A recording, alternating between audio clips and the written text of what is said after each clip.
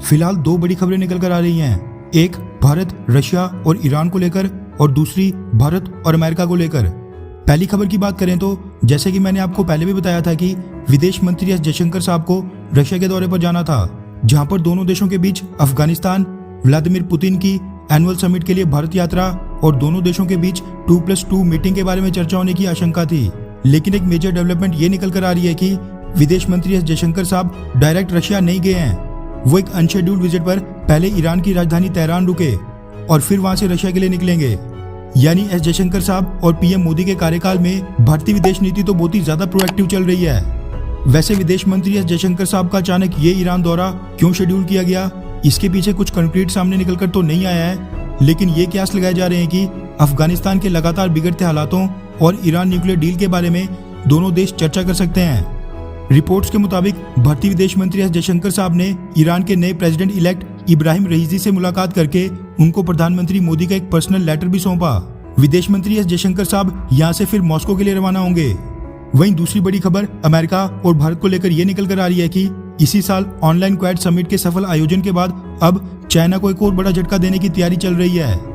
यानी कि जो कई थिंक टैंक्स और डिफेंस एक्सपर्ट्स ये कयास लगा रहे थे कि अफगानिस्तान से निकलने के बाद अमेरिका पूरी तरह चाइना पर कंसंट्रेट करना चाहता है, वो अब पूरी तरह सच होते दिखाई दे रहा है। दरअसल the times of India, the economic times, news 18 और कई बड़े बड़े मीडिया हाउसेस के वाले से मीडिया रिपोर्ट सामने निकल कर आ रही है कि प्रधानमंत्री नरेंद्र मोदी जी कुछ ही महीनों में अमेरिका के दौरे पर जा सकते हैं। रिपोर्ट्स के मुताबिक ये स्टैंड अलोन विजिट नहीं बल्कि क्वाड सदस्य देशों की मीटिंग होने वाली है, जिसके लिए सभी क्वाड सदस्य देशों के राष्ट्राध्यक्ष यूनाइटेड स्टेट्स ऑफ अमेरिका में एकत्रित होंगे। रिपोर्ट्स के मुताबिक इस चीज की जानकारी व्हाइट हाउस के US coordinator for Indo Pacific region Kurt Campbell ने 2 दिन पहले दी और बताया कि जो बाइडेन इसी साल क्वाड सदस्य देशों के लीडर्स को होस्ट करेंगे। हालांकि भारतीय सरकार की तरफ से इसकी पुष्टि अभी तक नहीं की गई है। अब ये चाइना के लिए बहुत ही बड़ा झटका है, क्योंकि क्वाड को अब अमेरिका समेत सभी सदस्य देश बहुत ही सीरियसली लेने लगे हैं, जिसके पीछे का कारण तो सबको ही पता है कि ये क्वाड संगठन चाइना को काउंटर करने के लिए ही खड़ा किया गया है और इसके एक एक सदस्य देश के साथ चाइना का कोई ना कोई मतभेद तो जरूर है। वैसे भारत ने क्वाड को नाटो की तरह एक मिलिट्री अलायंस बनाने पर फिलहाल तो सहमति नहीं जताई है। अगर भारत इसके लिए सहमत हो जाता है तो फिर क्वाड के किसी भी एक सदस्य देश पर हमला होने के वक्त बाकी सभी देशों पर भी हमला माना जाएगा, जिसके बाद फिर सभी क्वाड सदस्य देशों को एक साथ लड़ने के लिए आगे आना पड़ेगा।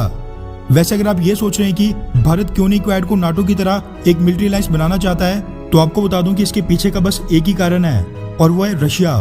ये काफी हद तक पॉसिबल है कि किसी भी युद्ध वाली सिचुएशन में कल को अमेरिका और चाइना के बीच ताइवान या फिर जापान किसी भी रीजन के कारण अगर जंग छिड़ जाए तो रशिया अमेरिका के खिलाफ चाइना को तो बैक जरूर करेगा। ऐसे में अगर हम नाटो लाइक मिलिट्री अलायंस का हिस्सा होंगे तो भारत और रशिया फिर आमने सामने आ जाएंगे, क्योंकि फिर हमें अमेरिका और जापान की तरफ से लड़ना पड़ेगा और रशिया से लड़ने के बारे में हम कभी सोच भी नहीं सकते हैं। रीजन इसका भारत के बच्चे बच्चे को पता है।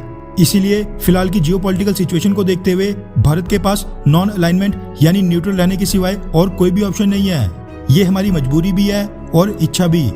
वैसे आपकी क्या राय है कि क्वाड को क्या नाटो की तरह मिलिट्री अलायंस बना लेना चाहिए, हाँ या फिर नहीं? नीचे कमेंट करके अपनी राय जरूर बताएं। अच्छा सुनो, चैनल को सब्सक्राइब करो, उसके बाद घंटी बजा देना ताकि अगली वीडियो आपसे मिस ना हो पाए। Thank you.